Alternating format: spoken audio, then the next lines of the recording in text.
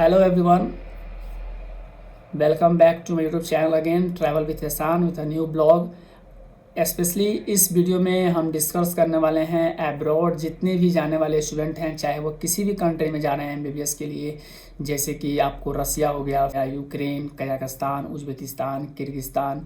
इन सारे कंट्रीज़ में जो एक्सपेक्टेशंस होते हैं हमारे कि हम किसी भी मेडिकल कॉलेज में जा रहे हैं तो हमारे एक कुछ और ही सोच होता है कि हम जाएंगे वहाँ तो हमें इस तरह से हमें इंफ्रास्ट्रक्चर्स मिलेंगे, इस तरह का वहाँ माहौल होगा और इस तरह से कॉलेजेस होंगे। तो क्या एक्सपेक्टेशंस हम लेके जाते हैं किसी भी अब्रॉड में एमबीबीएस करने के लिए और वहाँ पे रियलिटी में क्या होता है, तो इस वीडियो में इस पे ही आज हम विस्तार रूप से बात करेंगे। शायद ये वीडियो आपको जानना ज़रूरी है, एक बार देखना ज़रूरी है। अगर आप भी प्लान कर रहे हैं एमबीबीएस अब्रॉड के लिए तो शायद ये वीडियो आपके लिए एक हेल्पफुल हो, आपको वीडियो देख करके समझ में आए कि रियलिटी क्या है अब्रॉड कंट्रीज़ का, जो एमबीबीएस के लिए स्टूडेंट मोस्टली जाते हैं और वहाँ जाकर निराश हो जाते हैं। तो इस वीडियो से शायद आपको बहुत ही हेल्पफुल होने वाला है। तो अगर वीडियो आपको अच्छा लगेगा तो प्लीज़ वीडियो को शेयर ज़रूर कीजिएगा और चैनल पर नए हैं तो चैनल को सब्सक्राइब कर लीजिएगा।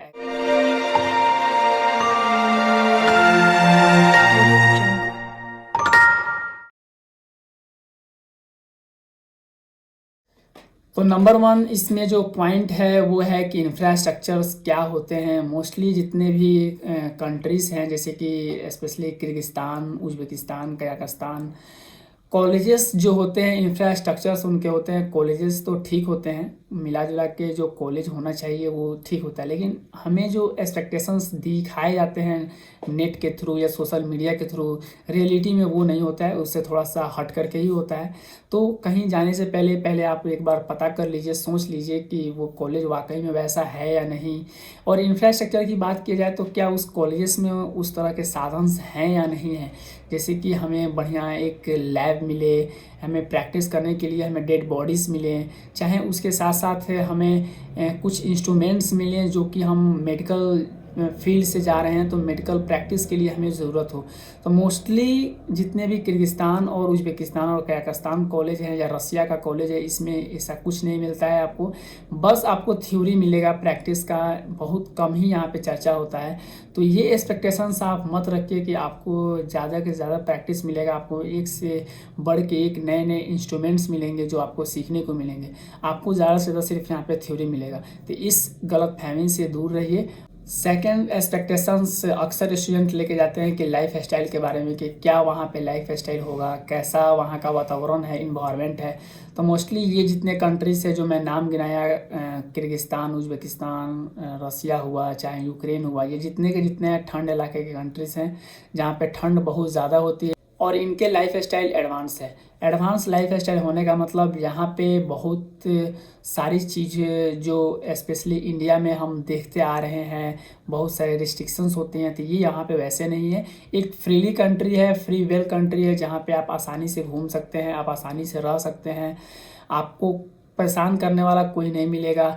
मैं इसमें परेशान करने वाला कोई नहीं मिलेगा इसलिए बोल रहा हूँ कि अगर आपको कोई परेशान करता भी है, जो कि बहुत सारे यहाँ पे पियानी वानी मिल सकते हैं जो पी करके आपको टॉर्चर करें, पैसा का डिमांड करें, तो वो तो हर जगह पे मिलेंगे आपको, चाहे इंडिया हो या किसी और कंट्रीज़ हो।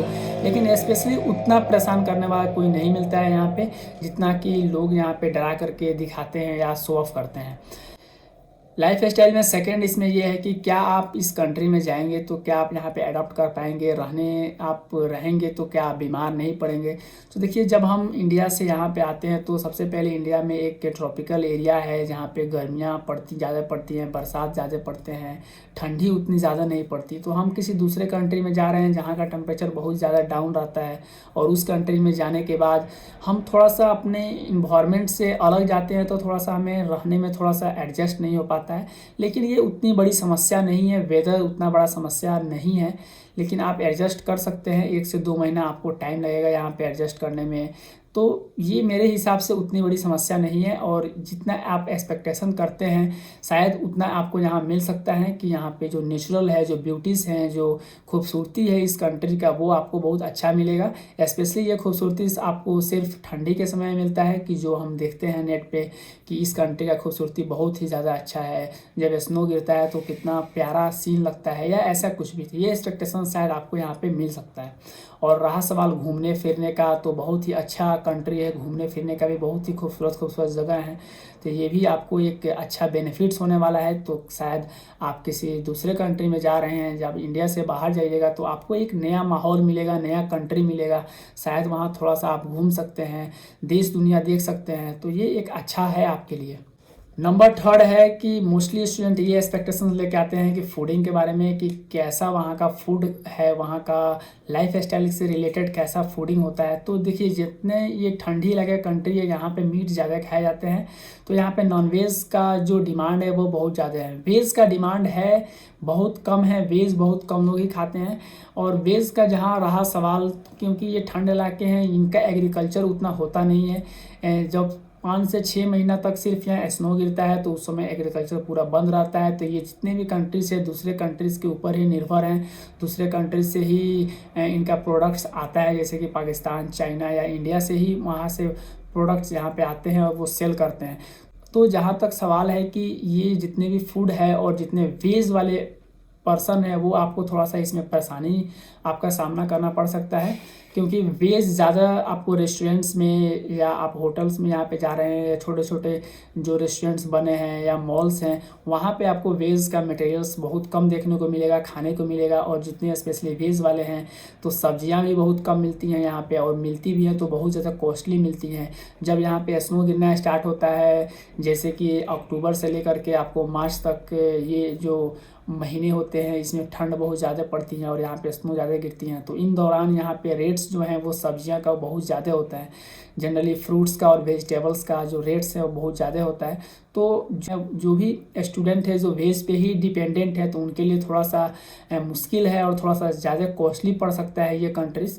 तो अगर नॉन वेज है, नॉन वेज भी मिलता है, और वो भी ज़्यादा महंगे नहीं है, इंडिया के अप्रॉक्स ही है, लेकिन नॉन वेज आपको बराबर हर दम मिल सकता है। लेकिन वेज जो है वो थोड़ा सा ज़्यादा कठिनाई का सामना करना पड़ सकता है, क्योंकि हर जगह ये नहीं मिल सकता है। नंबर 4 है कि इसमें फ़ी स्ट्रक्चर, की कॉलेज के फ़ी जनरली जब हम किसी कंसल्टेंट्स या ब्रोकर के पास जाते हैं इंडिया में, तो हमें एक इतना बढ़िया निचोड़ हमें देता है कि हम वहाँ पे खुश हो जाते हैं, स्टूडेंट भी खुश हो जाते हैं, पेरेंट्स को इतना बढ़िया से मोटिवेट करता है, इतना बढ़िया से समझा देता है फ़ी स्ट्रक्चर और प्लान, कि स्टूडेंट खुश हो जाते हैं। वो असल में सिर्फ कॉलेज का फीस बताता है, जो कि आपको बता देगा कि 10 से 12 लाख में आपका पूरा 5 से 6 साल का MBBS कंप्लीट हो जाता है। लेकिन रियलिटी में क्या आपको लगता है कि 10 से 12 लाख में किसी कंट्री में जाके आप MBBS कर पाइएगा? आप ऐसा ही सोचिए कि जब आप इंडिया में बात करते हैं प्राइवेट कॉलेज के लिए, MBBS के लिए, तो वहाँ का आपका पैकेज जो होता है वो 80 लाख से 1 करोड़ के आसपास जाता है। तो आपको क्या लगता है कि किसी दूसरे कंट्री में आप जाइएगा और 10 से 12 लाख में आप पूरा MBBS कंप्लीट कर लीजिएगा? तो ये जितने के जितने हैं जो कंसल्टेंट आपको इंडिया में भरे पड़े हैं, ये साले के साले सब झूठे हैं, भरे पड़े हैं। इतना मतलब ये कहा जा सकता है कि इस तरह से बात करते हैं, स्टूडेंट को फंसाते हैं, पेरेंट्स को इस तरह से फंसाते हैं कि जिसका हद हिसाब नहीं है। रियलिटी नहीं बताते हैं। सिर्फ कॉलेज फीस जान करके आप किसी कंट्री में अपने स्टूडेंट को या अपने बेटे को या बेटी को क्यों भेजना चाहेंगे? सिर्फ कॉलेज फीस से ही आपका पूरा MBBS कंप्लीट नहीं होने वाला है, उसके साथ साथ आपको रहने के लिए भी कॉस्ट लगता है, रहने के लिए भी आपको पैसा लगेंगे। तो जो आपको रियलिटी पता होना चाहिए, किसी कंट्री में जा रहे हैं तो सिर्फ कॉलेज फीस के अलावा वहाँ पर रहने में क्या लगता है।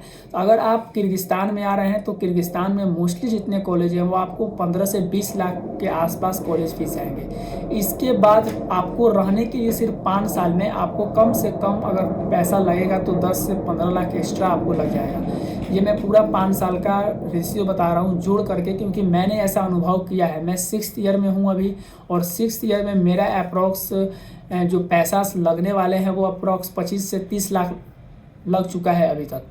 तो ये गलत धारणा जो देते हैं जो कंसल्टेंट या ब्रोकर या स्टूडेंट जो एडमिशन कराते हैं, इनके बातों पर मत आइए। पहले बढ़िया से पता कीजिए कि वाकई में उस देश में 10 से 15 लाख में क्या पूरा का पूरा फाइनल हो सकता है MBBS, या जो लिविंग का जो कॉस्ट है, जो शॉपिंग हमें करना है, फूडिंग के लिए हमें पे करना है, रेंट पे करना है, क्या ये वहाँ पर रियली उतना सस्ता है या नहीं है। तो ये बहुत ज़्यादा है, आपको इस बात को थोड़ा सा समझना चाहिए, बढ़िया से पता करना चाहिए, तभी अपने स्टूडेंट को भेजना चाहिए। क्योंकि हम मिडिल क्लास से आते हैं और बहुत सारे पेरेंट्स ऐसे हैं कि जो कि मिडिल क्लास से आते हैं, और जब वो अपने स्टूडेंट को बाहर भेजते हैं तो वो हर रुपया को, हर पैसा को एक बढ़िया अमाउंट में जोड़ करके ही भेजते हैं। वो उतना ज़्यादा पैसा नहीं उनके पास है कि अपने स्टूडेंट को कितना भी भेज दिए महीना में, या बोला गया 5 लाख और वो 10 लाख 20 लाख भेज दिए और चल रहा है काम। बहुत सारे पेरेंट्स ऐसे हैं कि जो कि उनका मंथली उतना नहीं है, उनका बजट उतना नहीं है, उस हिसाब से ही अपने स्टूडेंट को या अपने बेटे बेटियों को वहाँ पे भेजते हैं। तो उनके लिए थोड़ा सा एक बार सोचना चाहिए, आपको इन कंसल्टेंट और ब्रोकर के चक्कर में नहीं आना चाहिए। आप पहले वहाँ के बारे में, कंट्री के बारे में पता कर लें, बढ़िया से तहकीकात कर लें, तभी आए। जब आपका बजट हो उस हिसाब से ही आप किसी कंट्री में जाएँ, एडमिशन कराएँ और MBBS के लिए प्लान करें। नेक्स्ट पॉइंट इसमें है कि कॉस्ट ऑफ लिविंग क्या है। कॉस्ट ऑफ लिविंग जैसे कि खाने के लिए और रहने के लिए, क्या यहाँ पे इस कंट्रीज़ में ज़्यादा महंगे हैं या सस्ते हैं। तो देखिए, जितने ये कंट्रीज़ हैं जो कि यूरोपियन कंट्री से, यहाँ पे एग्रीकल्चर होता नहीं है तो दूसरे कंट्री से निर्भर होता है। तो निर्भर होने के बाद यहाँ पे जितने भी गुड्स और प्रोडक्ट्स जो डेली लाइफ के बेसिस पे हैं वो सब चीज़ महंगे मिलते हैं। तो हम इंडिया में अगर रहते हैं, किसी भी स्टेट में रहते हैं, मान लीजिए कि अगर हम दिल्ली में रह रहे हैं तो हमारा भोजन 5,000 में पर मंथ आराम से हम एक अच्छा भोजन कर सकते हैं 5 से 6,000 में। लेकिन यहाँ पे 5,000 में सर्वाइव करना मुश्किल है, क्योंकि 5,000 में मुझे नहीं लगता कि 5,000 में कोई स्टूडेंट यहाँ सर्वाइव कर पाता होगा, और शायद आप भी कर पाएंगे। यहाँ पे रेंटेड जो हैं, जो हाउस का, जो यहाँ पे फ्लैट्स का, वो बहुत ज़्यादा है। कुछ साल पहले यहाँ पे फ्लैट्स बहुत सस्ते मिलते थे, लेकिन यहाँ के लोकल्स इतने ज़्यादा दाम बढ़ा दिए हैं, स्टूडेंट यहाँ पे बहुत ज़्यादा आने लगे हैं, तो उसकी वजह से ये रेंट्स भी बहुत ज़्यादा बढ़ा दिए हैं। और यहाँ पे जो सामान हैं, जो प्रोडक्ट्स हैं, जो हम यूज़ करते हैं डेली लाइफ में फूडिंग के लिए, चाहे अपने पर्सनल यूज़ के लिए, वो बहुत ज़्यादा हैं। तो अप्रॉक्स हर स्टूडेंट का मंथली जो आना स्टार्ट होता है वो 15,000 से 20,000 रुपया पर मंथ लग जाता है। तो अगर आप 10 महीना रहते हैं और अगर आप 15,000 रुपया भी पे करते हैं, 15,000 में काम चला लेते हैं, तो आपका 1.5 लाख रुपया एक साल के अंदर आ रहा है। तो अगर आप 4 साल को इसको डिवाइड करते हैं तो 6 लाख रुपया आएगा। तो ऐसे आप कैलकुलेट करके ही आपको आना चाहिए, यहाँ पे आपको प्लान करना चाहिए, क्योंकि यहाँ पे कॉस्टेस जो हैं सामान के बहुत ज़्यादा हैं, या जो भी प्रोडक्ट्स जो बाहर से आते हैं किसी कंट्री में, उसका भी यहाँ पे बहुत ज़्यादा महंगे मिलते हैं। नेक्स्ट इसमें पॉइंट है कि एजुकेशन सिस्टम कैसा है, कि हम जब बाहर जाते हैं किसी कंट्री में, हमें ये पता लगता है कि विदेश में पढ़ाई बहुत अच्छा होता होगा इंडिया के अप्रॉक्स। वहाँ पे बहुत ज़्यादा अच्छी टेक्नोलॉजी होगी, इंफ्रास्ट्रक्चर बहुत अच्छा होगा, वहाँ के कॉलेजेस बहुत अच्छे होंगे, एडवांस लेवल पे हमें पढ़ाई करना पड़ेगा, बहुत हमें ज़्यादा ज्ञान मिलेगा। ऐसा कुछ नहीं है। जितने भी यूरोपियन कंट्री है, सेम उनका कल्चर चलता है, सेम थ्योरी पढ़ाते हैं, सेम वो PDF से पढ़ाते हैं, बुक से भी वही पढ़ाते हैं, जो उनका एक शेड्यूल चलता आ रहा है। यहाँ पे सब्जेक्ट्स बहुत ज़्यादा होते हैं।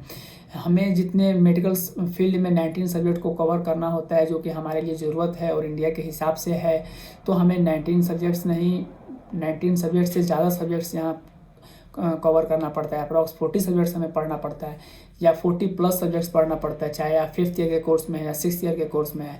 मैं इस पे सब्जेक्ट्स पे ऑलरेडी एक वीडियो बना चुका हूँ, और आप शायद उस पर देख सकते हैं। अगर आप मेरे चैनल पे जाएं और वहाँ पे देखें तो बहुत सारे ऐसा वीडियोस मैं इस पे डाला हूँ, जो कि शायद आपको देखना चाहिए और आपको समझना चाहिए। रहा सवाल यहाँ का जो एजुकेशन सिस्टम है, वो उतना आपको ये कह लीजिए कि ज़्यादा यहाँ पे प्रैक्टिस नहीं होता है, ज़्यादा थ्योरी पढ़ाया जाता है, और थ्योरी के अलावा यहाँ पे बहुत ज़्यादा सब्जेक्ट्स लगते हैं। तो स्टूडेंट इन सभी चीज़ों में परेशान रहते हैं, और समय कैसे पार हो जाता है पता नहीं चलता। हमारा मेन जो फोकस होता है, मेन सब्जेक्ट होता है, शायद उसमें हम नहीं कॉन्सनट्रेट कर पाते हैं, हमें उस पर नहीं उतना टाइम मिल पाता है कि हम उस सब्जेक्ट को पर्टिकुलर पढ़ें। रहा सवाल यहाँ पे हॉस्पिटल प्रैक्टिस के लिए, तो मोस्टली स्टूडेंट ये समझते हैं कि हॉस्पिटल प्रैक्टिस का क्या है, और जो NMC न्यू गजेट आया था उसमें ये है, साफ साफ लिखा है कि मेडिकल स्टूडेंट जो बाहर पढ़ने के लिए जा रहे हैं MBBS करने के लिए, तो उनको उस कॉलेज से हॉस्पिटल प्रैक्टिस करना ज़रूरी है। तो जितने भी कंट्रीज़ हैं यूरोपियन, जैसे कि यूक्रेन हो गया, जो कि यूक्रेन हो गया, रसिया हो गया, कजाकिस्तान, उज़्बेकिस्तान, तो इन सारे के सारे कॉलेज ये प्रैक्टिस नहीं कराते हैं। अपना अपना इंटर्नशिप नहीं कराते हैं, स्पेशली मैं इंटर्नशिप की बात कर रहा हूँ, तो इंटर्नशिप यहाँ पे नहीं कराते हैं। तो आपको सिर्फ यहाँ पे डिग्री तक जितना ड्यूरेशन है 5 साल और 6 साल वो आपको करना होता है। लेकिन ये जो गजेट आए हैं शायद इन फ्यूचर जा कर के ये कॉलेज फिर इंटर्नशिप आपको कराने लगे। इसके बारे में मुझे उतना पता नहीं है, हो सकता है नियम चेंज हो कॉलेज का, फिर रूल्स एंड रेगुलेशंस चेंज हो तो फिर इन फ्यूचर जाकर ये अपना कराने लगे। तो ये उतना डरने वाली बात नहीं है, क्योंकि कॉलेजेस भी अपना चाहती हैं कि वो अपना डेवलपमेंट करें। और किसी भी कंट्री से जब स्टूडेंट जब आते हैं किसी और कंट्री में, तो वो भी चाहेगा कि उस स्टूडेंट को धोखा ना दें या ऐसा कुछ भी। तो आप भी पहले पता कर लीजिए कि उस कंट्री में इंटर्नशिप होता है या नहीं होता है। नेक्स्ट है कि जो प्रैक्टिसेस होते हैं हॉस्पिटल प्रैक्टिस, क्या हॉस्पिटल प्रैक्टिस रियलिटी में यहाँ पे होता है उतना बढ़िया जो कि हम इंडिया में एक्सपेक्ट करते हैं। तो सबसे पहले इस कंट्रीज़ में उतना बढ़िया प्रैक्टिस नहीं होता है। इसका वजह ये है कि यहाँ पे ठंड ज़्यादा होता है और इस पे ज़्यादा बीमारियाँ कोज नहीं होती हैं। हॉस्पिटल में पेशेंट ज़्यादा देखने को नहीं मिलते हैं। और दूसरा यहाँ पे ये है कि इस कंट्री का एक नियम ये है कि जब आप डिप्लोमा फाइनल कर लीजिएगा तभी आपको हॉस्पिटल में जाने का मिलता है, और उसके बाद ही आप वहाँ पे प्रैक्टिस कर सकते हैं, पेशेंट को देख सकते हैं। तो जनरली ओवरऑल ये कहा जा सकता है कि आप हॉस्पिटल प्रैक्टिस के लिए बस एक नाम के लिए जाते हैं और सिर्फ वहाँ पे खड़े होकर देख सकते हैं, या आप पेशेंट को एग्जामिन कर सकते हैं, बस इतना ही होता है, इससे ज़्यादा कुछ नहीं होता है। ऐसा नहीं है कि ये एक्सपेक्टेशन मत रखिए कि आप यहाँ के हॉस्पिटल प्रैक्टिस करने जाएंगे और सीधे सर्जरी डिपार्टमेंट या गायनेकोलॉजी डिपार्टमेंट में घुस जाएंगे और आप वहाँ पे सर्जरी करना स्टार्ट कर देंगे, आप यहाँ से सब कुछ सीख के चले जाएंगे। तो शायद मेरे हिसाब से इंडिया में भी उतना नहीं होता है। बस जनरली जो प्रैक्टिसेस होते हैं वो ऑब्जर्वेशन और एग्जामिनेशन वाला ही प्रैक्टिसेस होता है। हाँ, ये कहा जा सकता है कि इंडिया और बांग्लादेश और नेपाल में जो होते हैं वहाँ पे पेशेंट के केसेस बहुत ज़्यादा मिलते हैं, पेशेंट्स बहुत ज़्यादा होते हैं, डिजीज़ बहुत ज़्यादा ऑकर होते हैं। तो शायद वहाँ पे कुछ ज़्यादा अच्छा सीखने को मिल जाता है स्टूडेंट को और वहाँ पे बढ़िया से वो सीख पाते हैं। लेकिन यहाँ पे है तो ज़्यादातर यहाँ पे थ्योरेटिकल सब चीज़ होते हैं। तो थ्योरेटिकल के हिसाब से ही यहाँ पे थोड़ा सा ये चीज़ एक डिसएडवांटेज की तरफ है कि यहाँ पे प्रैक्टिस उतना ज़्यादा नहीं होती है, तो थोड़ा सा स्टूडेंट यहाँ पे उतना नहीं सीख पाते हैं। लेकिन मेन जो फोकस होता है हमारा MCI, चाहे वो आप MCI जैसे कि नेक्स्ट अभी आने वाला है, या FMG का जो एग्ज़ाम होता है अब्रॉड से स्टूडेंट जो MBBS करके जाते हैं इंडिया में, तो उन्हें एलिजिबल होने के लिए जो FMG के एग्ज़ाम देते हैं, चाहे आप इंडिया से कर रहे हैं अब्रॉड से कर रहे हैं, तो आपको FMG के एग्ज़ाम प्रिपेयर करना पड़ता है और उसको देना पड़ता है। जब आप पास करते हैं तभी आप एलिजिबल होते हैं एक मेडिकल प्रोफेशन डॉक्टर के लिए। तो यहाँ से अगर आप स्पेशली कर रहे हैं तो सबसे पहले आपको फोकस करना पड़ेगा, आपको थ्योरी पे, और आपको पहले एग्ज़ाम क्वालिफाई करना पड़ेगा। जब एग्ज़ाम आप क्वालिफाई कर लीजिएगा, जब इंटर्नशिप आप इंडिया में कीजिएगा, तो शायद 1 साल बहुत ज़्यादा समय होता है आपको सीखने के लिए। और 1 साल में अगर आपको अच्छा कोई डॉक्टर मिल गया, अच्छा कोई वहाँ पे हॉस्पिटल मिल गया, तो शायद 1 साल में अच्छा प्रैक्टिस कर भी सकते हैं। तो ये मेरे हिसाब से उतना बड़ा कोई समस्या नहीं है कि अगर आप किसी दूसरे कंट्री में जाकर प्रैक्टिस नहीं कर पा रहे हैं तो शायद आपको नॉलेज कुछ नहीं है या आप कुछ नहीं जानते हैं। आप थ्योरी भी अच्छा से प्रैक्टिस कर सकते हैं, और थ्योरी जब आपको बढ़िया से आ जाएगा, जब आप MCI निकाल लीजिएगा, क्वालिफाई कर लीजिएगा, तो 1 से 2 साल आप किसी बढ़िया डॉक्टर के पास रह के बढ़िया नॉलेज ले सकते हैं, बढ़िया से प्रैक्टिस कर सकते हैं। और ऐसा नहीं है कि यहाँ से विदेश से जो भी स्टूडेंट MBBS करके जाते हैं वो FMG या MCI के एग्ज़ाम क्वालिफाई नहीं करते हैं। मोस्टली स्टूडेंट क्वालिफाई करते हैं, यहाँ से फर्स्ट अटेम्प्ट में स्टूडेंट क्वालिफाई करते हैं। मेरा मानना यह है कि जो स्टूडेंट स्टडी करेगा, जो स्टूडेंट पढ़ेगा, वही एग्ज़ाम निकालेगा, चाहे मैं हूँ या आप हैं। अगर आप भी अच्छा से पढ़ाई कीजिएगा और आपको भी लगता है कि आप एग्ज़ाम क्वालिफाई कर सकते हैं तो आप भी कीजिएगा। अगर मुझे लगता है कि मैं एग्ज़ाम क्वालिफाई कर सकता हूँ तो मैं भी करूँगा। इसमें ये लोग के अंदर एक धारणा गलतफहमी बन गई है कि मोस्टली स्टूडेंट जो आते हैं MBBS करके बाहर से, वो एग्ज़ाम क्वालिफाई नहीं करते हैं। तो ऐसा अब आप ये देखिए ना कि जो इंडिया से भी कर रहे हैं उसमें से भी बहुत सारे स्टूडेंट ऐसे होंगे कि एग्ज़ाम क्वालिफाई नहीं कर पाएंगे। उनमें से भी बहुत सारे ऐसे स्टूडेंट हैं कि फर्स्ट अटेम्प्ट में एग्ज़ाम नहीं क्वालिफाई करने, कुछ स्टूडेंट करेंगे कुछ नहीं करेंगे। तो यहाँ पे एक बढ़िया निष्कर्ष निकल के आया है कि इंडिया वाले भी एग्ज़ाम दे और विदेश वाले भी एग्ज़ाम दे। जो पढ़ाई करेगा वो अपना एग्ज़ाम क्वालिफाई करेगा, इसमें तो दिक्कत वाली बात नहीं है। तो होप गाइस आपको ये वीडियो पसंद आया हो। अगर वीडियो अच्छा लगा हो तो प्लीज़ वीडियो को शेयर ज़रूर कीजिएगा, और अगर आप हमारे चैनल पर नए हैं तो चैनल को सब्सक्राइब कर दीजिएगा। फिर मिलते हैं नेक्स्ट वीडियो में एक नया ब्लॉग के साथ। तब तक के लिए धन्यवाद। Thanks for watching.